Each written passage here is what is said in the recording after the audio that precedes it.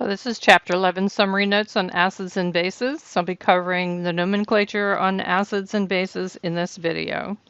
All right, first we're going to take a look at the acid nomenclature. That has hydrogen ions that come first in the compound, and it has a nonmetal ion that comes second. In the picture in the line that you see on your screen right now, we're looking at the cyanide ion.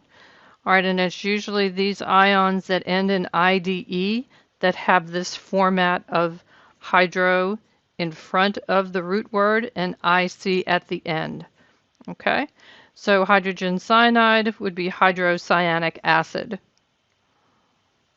And let's get a pen back. Hydrocyanic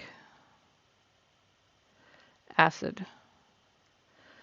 So we're kind of bookending the root word or the anion name by wrapping it with hydro in front, meaning water.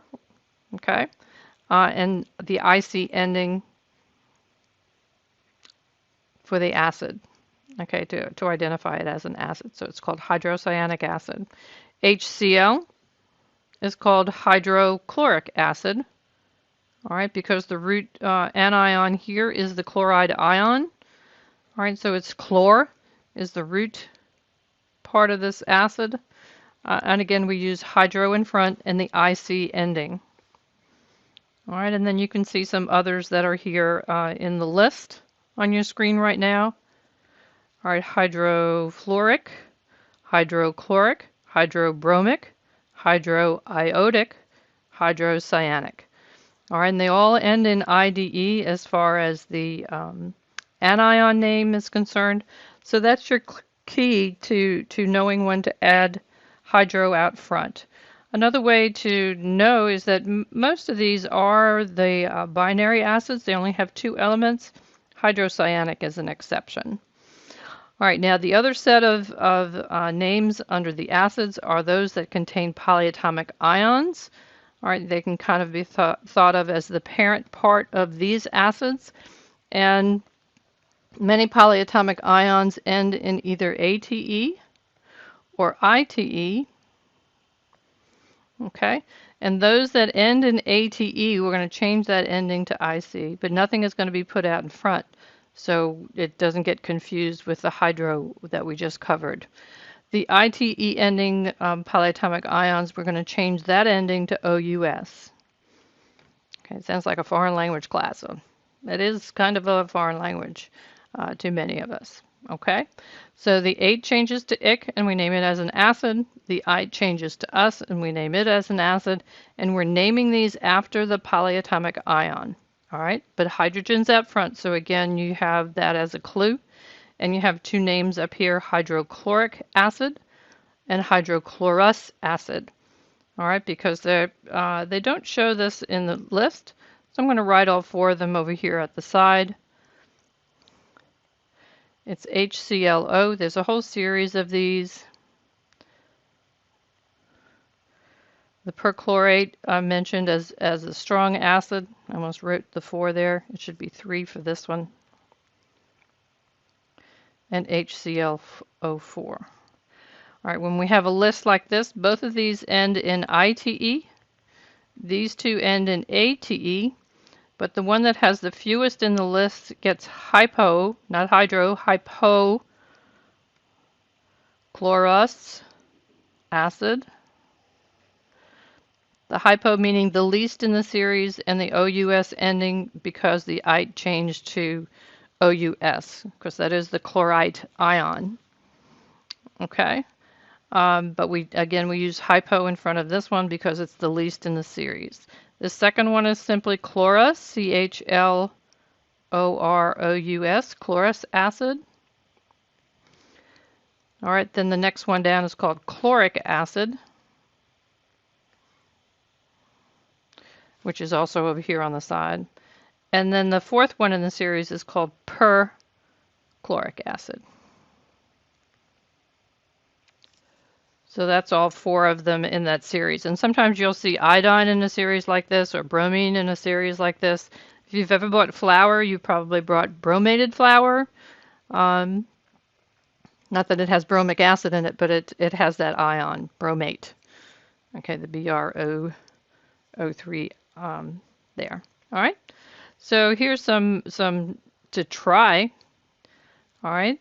So HBr. All right, you can look up in the list, or you can think about what's here showing you. You have hydrogen out front, so we know it's an acid. We have bromine. All right, there's only two of those. So bromine becomes the bromide ion. So if it ends in IDE, we want the hydro out front and the IC behind the root name, and it's called hydrobromic acid. All right, here's another one. All right, this one has a polyatomic ion after it. That's your carbonate ion. All right, it's carbonate.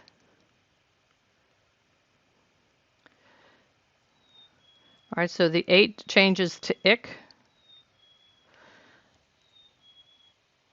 All right, so did you say carbonic acid or carbonic acid?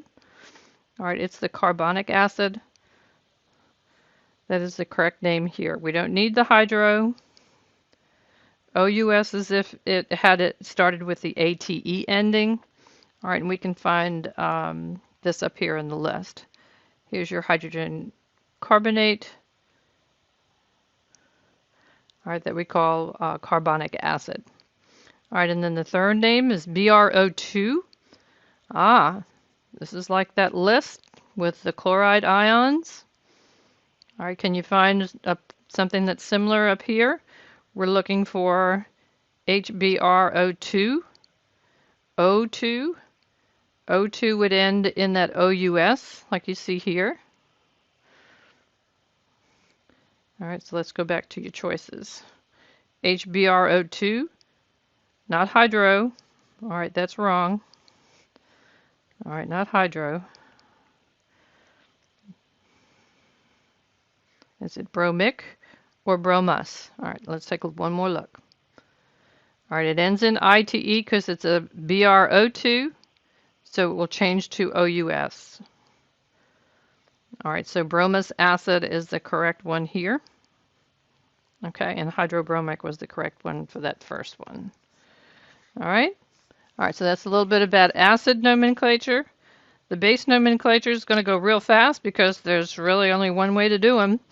And you see in the examples here, we're naming the metal ion, all right, which is the first one in the compound, first element in the compound. Sodium hydroxide, potassium hydroxide, barium hydroxide, aluminum hydroxide. It gets repetitive. All right, so Mg stands for